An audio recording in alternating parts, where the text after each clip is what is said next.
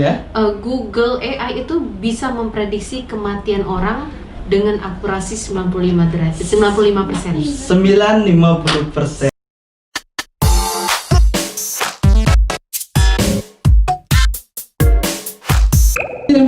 Radio Suara Unip, radionya Bengkulu. Akademia Bengkulu ini dipancar luaskan dari lantai 2 gedung auditorium Universitas Bengkulu. Ini dia LDR dengan special talk show hari ini Akademia Bengkulu, dan Abdul bakal bagiin informasi bersama pemateri yang biasanya kalau pemateri di Suara Unip tuh nggak ada yang biasa-biasa aja Akademia Bengkulu.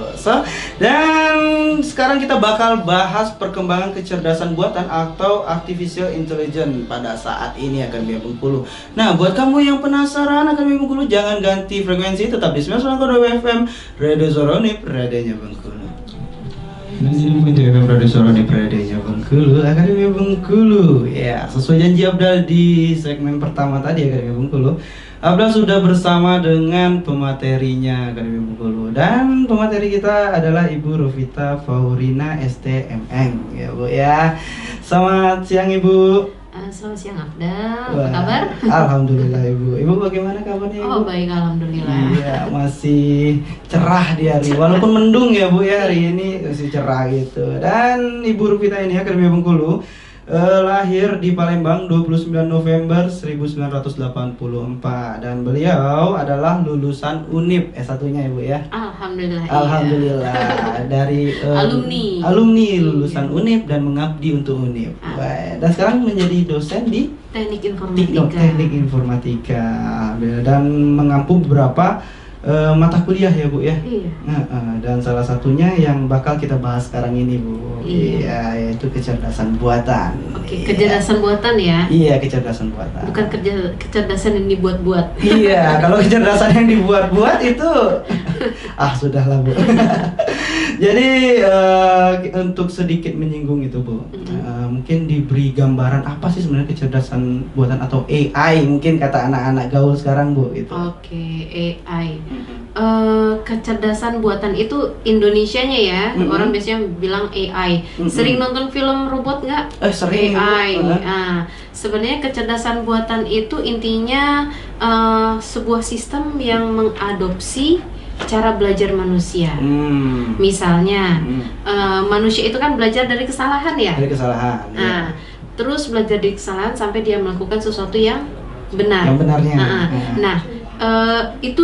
Metode itu diterapkan kepada mesin. Kemudian setelah dia belajar terus menerus dapat pengalaman, tambah hebat, itu makanya dia menjadi mesin yang cerdas. Misalnya sebuah robot itu belajar memegang sesuatu, pertamanya dia gagal, dia coba lagi. Gagal, dia coba lagi, terus sampai dia akhirnya berhasil menggenggam sesuatu gitu. Itu contohnya AI. Selain itu contoh AI juga banyak sekali ya. Banyak sekali ya gitu. Dan AI ini kayaknya udah awam lah gitu. Sebenarnya ada di sekitar kita kan sebenarnya Bu gitu. Nah, apakah AI ini kan Ibu tadi bilangnya penggambarannya ke robot nih gitu. Apakah AI itu harus berbentuk fisik seperti itu? Enggak harus selalu robot ya. Kalian makai Google kan? Makai Google ya. Google itu the center of AI di dunia. Di dunia. Iya. Gitu. Tahu nggak Afdal bahwa sekarang ya yang paling shocking, yang paling mengejutkan itu Google AI itu bisa memprediksi kematian orang dengan akurasi 95%. 95%. Wah. Dan itu keep going up, maksudnya akurasinya tetap naik gitu. Nah, sebentar lagi si A meninggal kata Google. Itu akurasinya itu 95% ya. Tetapi ini untuk masih dalam kasus untuk pasien yang datang ke rumah sakit. Datang ke rumah sakit. Begitu dia datang ke rumah sakit, dia akan langsung AI akan langsung memproses begitu. Dan mengeluarkan prediksi tingkat kematiannya. Nah, sekarang mungkin banyak yang bertanya bagaimana Google bisa memprediksi kematian seseorang. Gimana tuh? Nah, kan tadi saya Google itu belajar dari data-data sebelumnya. Itu intinya. Kita tuh AI itu belajar dari data yang sudah tersedia sebelumnya. Misalnya riwayat keluarga, riwayat penyakit keluarga. Kemudian riwayat penyakit yang bersangkutan juga.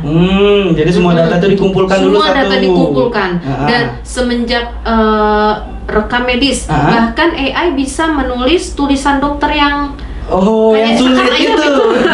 Kode-kode itu ya. Jadi semua itu dipelajari oleh AI, kemudian sehingga AI dapat menyimpulkan bahwa orang ini akan meninggal dalam waktu 1 hari dan akurasinya dan dengan kemungkinan atau probabilitas bahasa awamnya apa ya? Peluang dengan peluang 90%, 95 atau 75% dia. Nice ya. Tapi ini memang kasusnya baru di rumah sakit aja ya. Belum bisa diakses semua orang berarti ya. Karena AI sangat bergantung kepada data histori dari si pasien tersebut. Iya, begitu Akademi Bengkulu. Jadi memang baru kasusnya di rumah sakit saja. Jadi belum misalnya kalau kamu misalnya kamu punya mantan tiba-tiba kamu mau tahu kapan matinya belum bisa sama Akademi Bengkulu. Bukan begitu cara kerjanya. Nah, itu dia Bu. Dan kita ini kayaknya pembicaraan kita udah makin asik nih Bu. Udah mulai panas ya Bu ya. Tapi kita tahan dulu sebentar Akademi Bengkulu. Kita bakal rehat sejenak dengan beberapa lagu yang akan kita putarkan. Oke, 99.2 FM Radio Suara di radionya Bengkulu. Dan Akademi Bengkulu kembali lagi dengan obrolan yang selanjutnya Akademi Bengkulu. Setelah tadi sudah panas Bu dengan bahasan Google bisa memprediksi kematian, ya, kita bakal bahas yang lebih yang sekitar kita lah Bu, gitu. Lebih nyantai lah gitu ya. Dan Akademi Bengkulu, dan ini Abdal juga ada beberapa info yang Abdal dapetin nih Bu.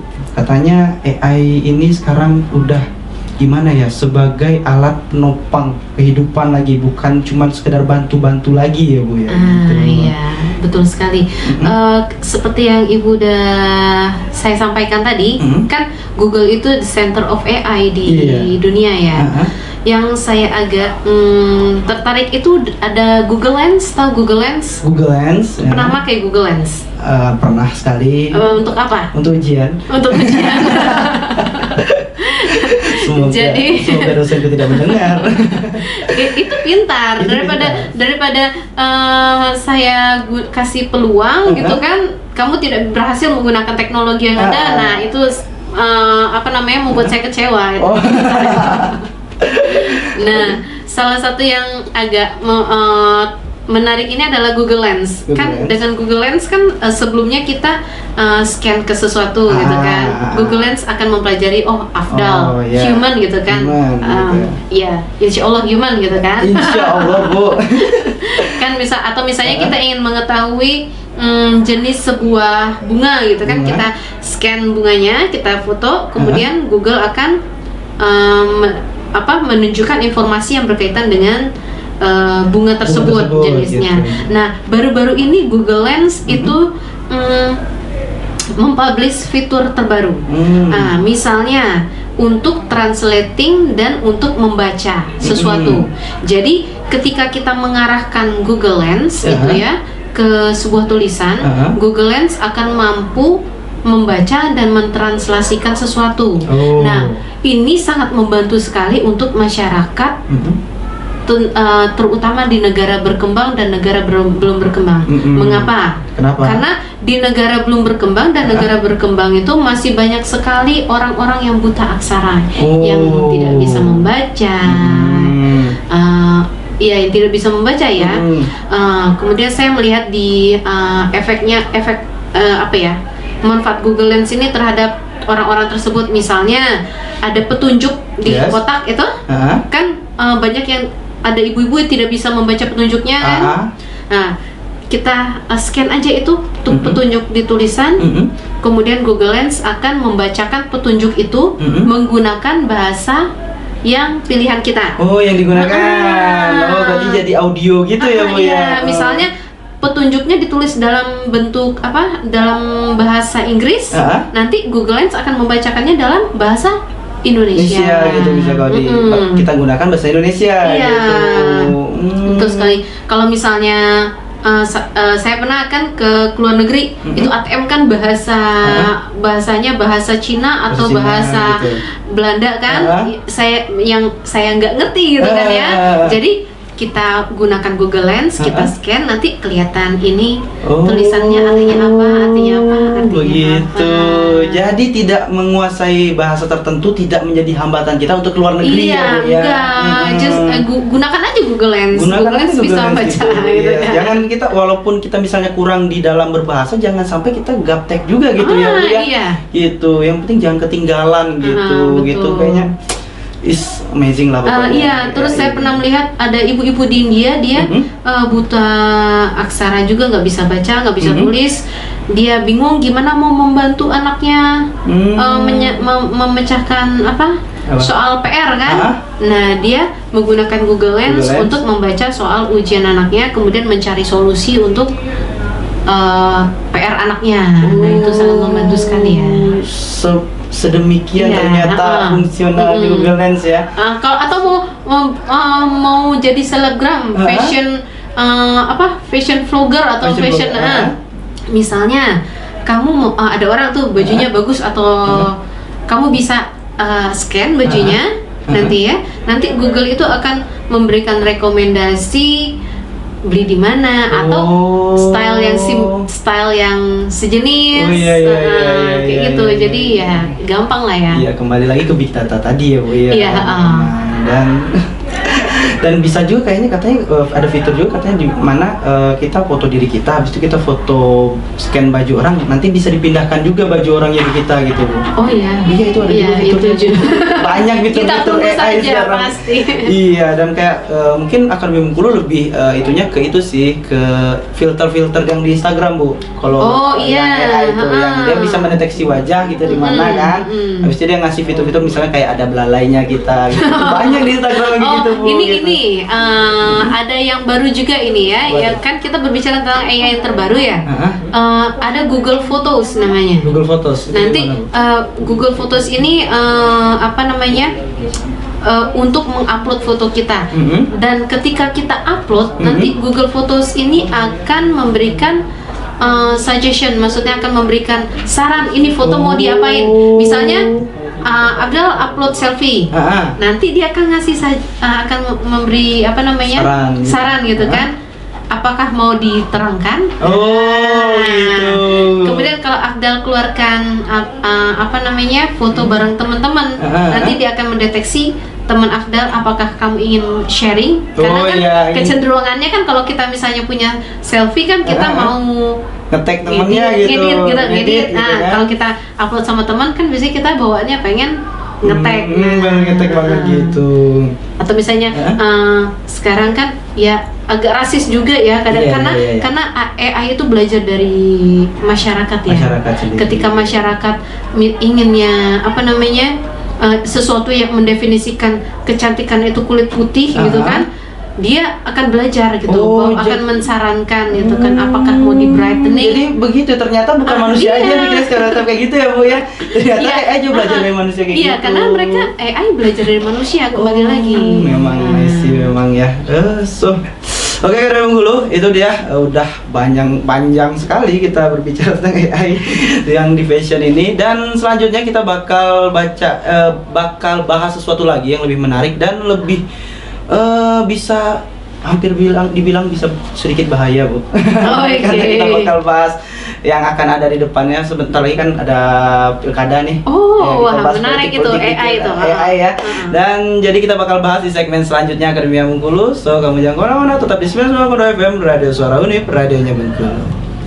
Oke, 99,2 FM Radio Suara Unip, radionya Bengkulu. Halo Akademi Bengkulu, dan kita lanjut lagi Akademi Bengkulu, pembahasan tentang AI ya, Artificial Intelligence. Wah, ini Bu, ini kan sesuai janji kita di Afdal di segmen sebelumnya nih, kita bakal bahas AI apa sih hubungan AI dengan politik sekarang gitu? Udah sejauh apakah AI bermain gitu?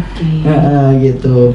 Nah, sebenarnya seberapa penting sih AI terhadap politik sekarang, Bu? AI ini kan bisa diimplementasikan ke dalam berbagai bidang ya. Di politik itu si Donald Trump itu menang karena dia mengimplementasikan AI.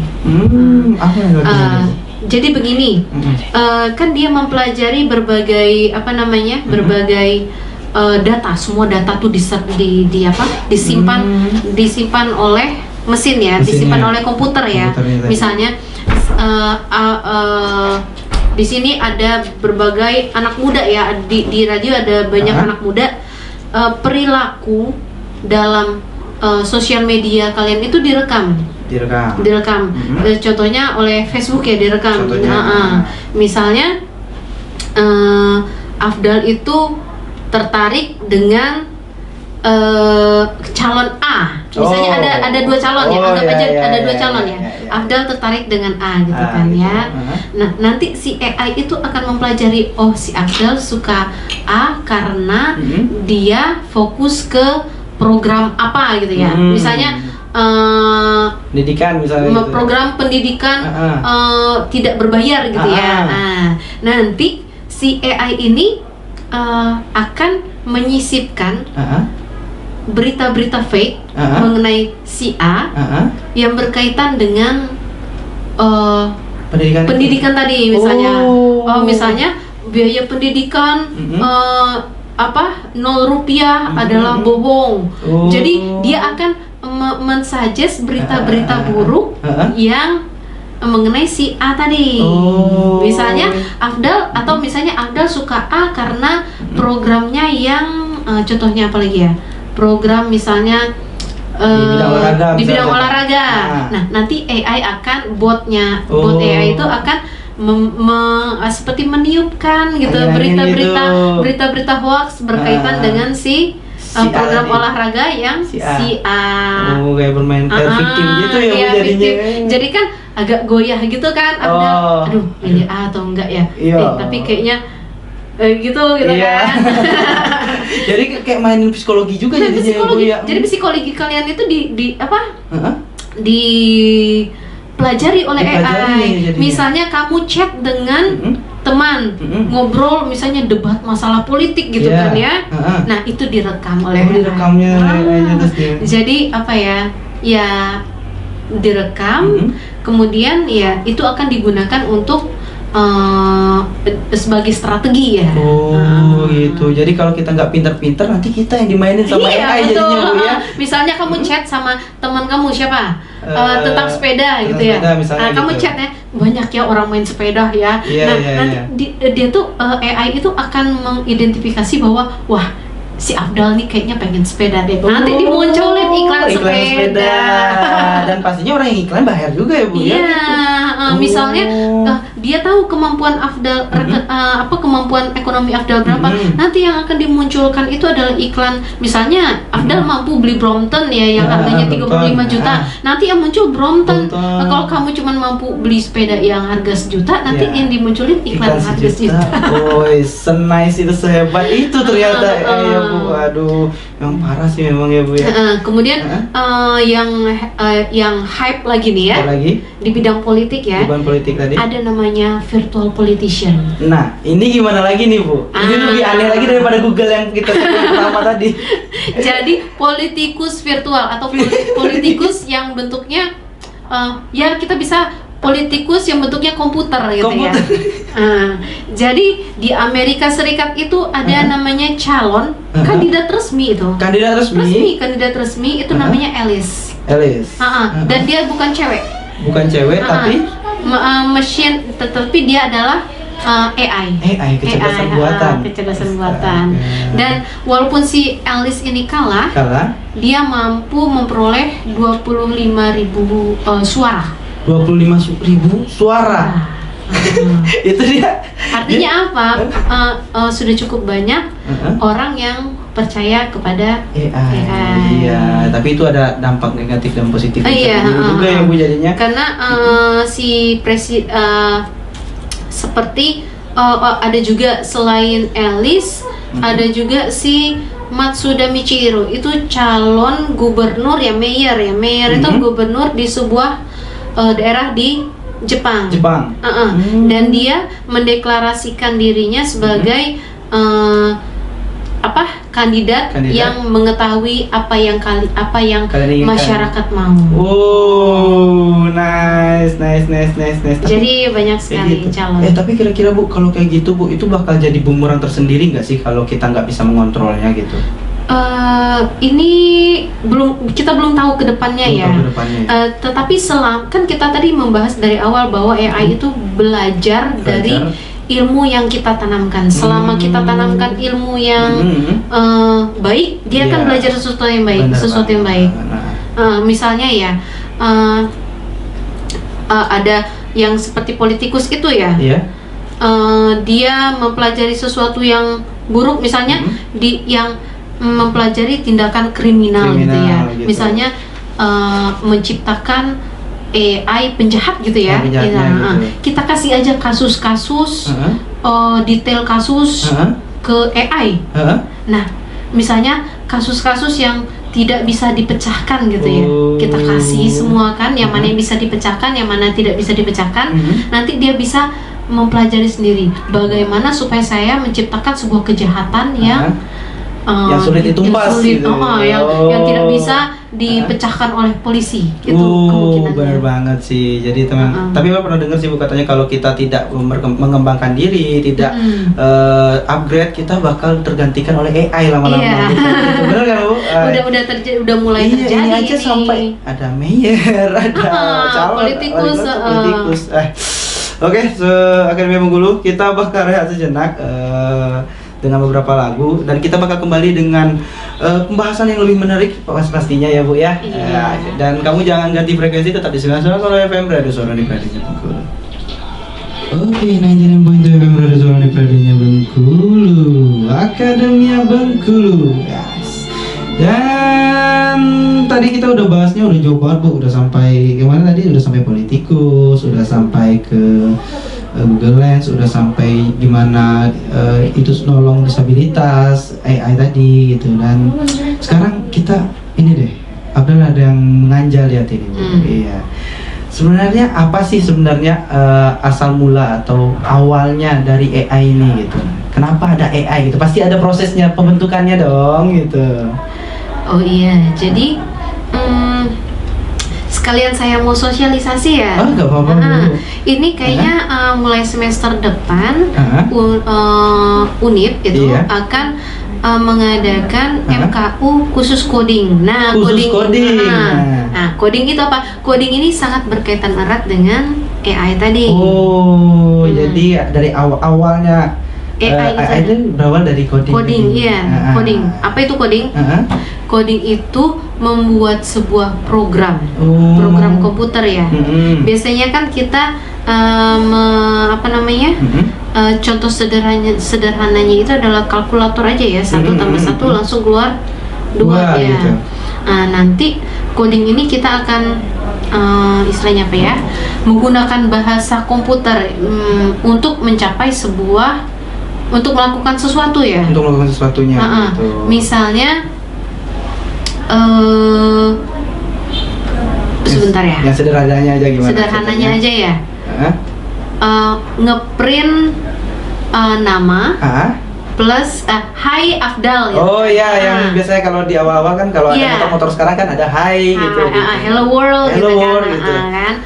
Itu misalnya kita masukkan nama, keluar kalimat Hai, misalnya Afdal, Afdal masukkan nama aja ke program komputer, akan keluar Hai Afdal.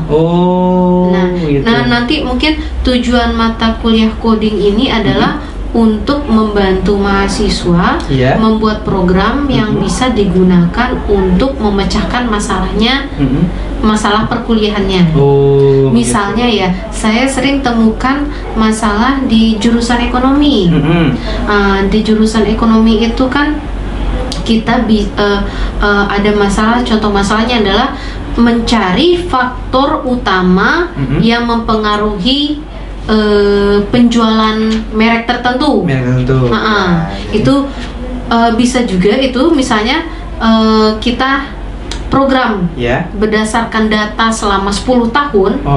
Itu AI ya. Kalau misalnya kita terapkan AI, kita ambil data 10 tahun, kemudian kita coding menggunakan algoritma. Itu akan muncul misalnya untuk mobil sedan, faktor untuk marketing yang itu apa misalnya orang-orangnya atau gimana gitu, orang-orangnya seperti apa yang membeli gitu kan. Jadi memang kembali mengolah big data tadi ya, big data tadi. Dan ini kayaknya kemampuan yang harus dikuasai ya untuk di ini ekonomi sekarang ya kayaknya. Semua jurusan itu. Semua jurusan. Misalnya untuk hukum ya. Di hukum itu kita bisa membuat kebijakan menggunakan AI. AI bisa membantu kita untuk membuat kebijakan. Misalnya tadi kan ke big data tadi kita kan AI kan merekam semua data ya. Misalnya ada kebijakan A diterapkan di sebuah daerah. Nanti sistem atau AI akan merekam efek kebijakan tersebut selama beberapa tahun dengan dihubungkan dengan karakterisasi penduduk. Nanti itu akan membantu apakah misalnya kebijakan apa contohnya ya? Misalnya kebijakan apa ya? Pupuk lah, misalnya pemupukan di suatu daerah gitu. Sebentar, perpajakan gitu. Kebijakan misalnya kebijakan ekonomi misalnya di suatu daerah. Apakah kebijakan itu mampu meningkatkan perekonomian masyarakat atau tidak? Itu nanti dipelajari oleh AI. Nanti AI memberikan pendapat ke pemerintah. Memberikan kesimpulannya intinya. Misalnya pemerintah ingin menerapkan kebijakan A tadi ke daerah lain. Nanti si AI akan memberikan saran. Nggak cocok. Cocok. Lebih baik kayak gini. Lebih baik kayak gini. Nah, seperti itu. Begitu, jadi lebih kayak penasehat sendiri jadinya Bu ya. Waduh, memang kayaknya memang dibutuhkan ya kayak gitu ya Akademi Bengkulu. Soalnya memang udah banyak banget kalau misalnya kita pakai manusia mah. Ya gitu, kadang manusia mah gitu Bu gitu. Bisa enggak gitu. Jadi lebih kayak gitu. Nah, dan ini bakal diterapkan di seluruh fakultas. Saya belum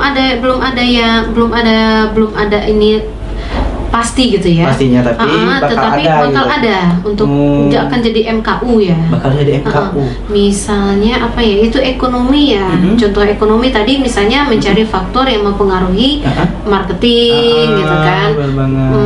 Atau misalnya prediksi harga apa gitu kan di ekonomi itu akan bisa dilakukan. Kemudian untuk pertanian juga.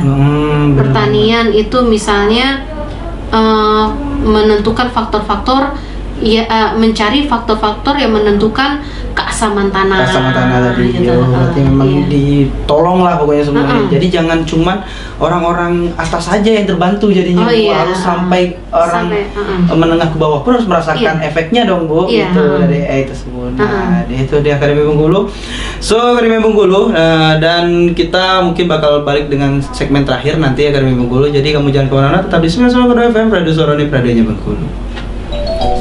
FM Radio Suara Univ, radionya Bengkulu. Oke, Akademi Bengkulu, dan sekarang udah pukul 14.03. Itu tandanya berakhir juga pertemuan kita di special talk show kali ini. Dan aku mau mengucapkan terima kasih dulu buat Ibu. Iya, sama-sama. Iya, udah menerima undangan kami datang ke sini Bu, dan berbagi informasi. Dan mungkin kalau tidak ada talk show ini, orang akan berpikiran bahwasannya AI itu apa sih, orang nggak bakal tahu gitu. Padahal mereka menggenggam AI setiap saat gitu. Baru pagi megang HP udah pakai face lock, mungkin itu udah AI gitu kan. So itu sangat bermanfaat lah bagi talkshow kali ini. Dan mungkin Ibu ada beberapa pesan untuk anak-anak muda sekarang gitu. So kan karena memang radio kita juga di segmentednya di anak muda kan. Jadi kita untuk anak-anak muda sekalian. Mungkin karena tadi saya bilang tadi AI itu banyak di bidang marketing juga ya. Mungkin untuk anak-anak muda yang mau jadi entrepreneur. Kalian bisa mempelajari algoritma AI biar nanti dalam pemasaran, misalnya kalian entrepreneur memasarkan produk gitu ya, kalian bisa memanfaatkan Google untuk mentargetkan konsumen yang secara tepat gitu lah. Gitu. Selain itu juga ya bisa memanfaatkan teknologi-teknologi AI yang ada untuk kehidupan kita gitu. Bukan cuman untuk diri sendiri, tetapi untuk orang lain. Kalau misalnya ada ketemu orang yang bisa dibantu dengan AI, kenapa nggak diajarin? Bu, ada tools AI bisa membantu ibu seperti ini gitu kan. Benar banget.